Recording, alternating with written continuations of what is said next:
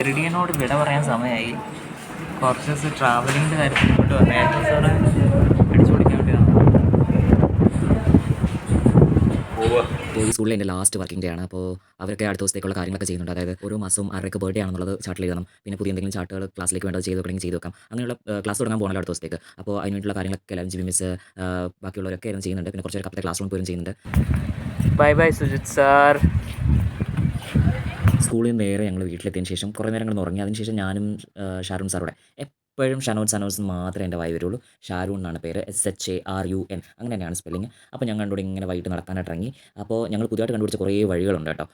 എന്ത് രസമായിരുന്നറിയോ കാണാൻ. ഇവിടെ ഇങ്ങനെ കളിക്കാൻ വേണ്ടിയിട്ട് ഒരു സ്ഥലം ഉണ്ടാക്കിയിട്ടുണ്ട്.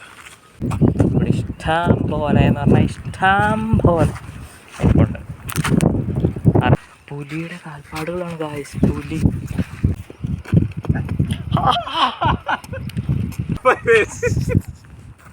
കുറേ നടന്നു വരുമ്പോൾ നമ്മൾ കാണുന്ന മഞ്ഞ വാഗ, ചുവന്ന വാഗ, അങ്ങനെ കുറേ വൃക്ഷങ്ങൾ.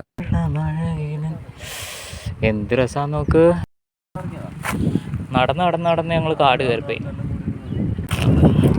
ഏതോ ഒരു ദേവതയാണ്. എപ്പോൾ വേണേലും പൊളിഞ്ഞു വീഴാം. അത് റെഡി ആയിട്ടില്ല ഗായ്സ്. ഇങ്ങനെ കയ്യെത്തി പൊളിക്കും.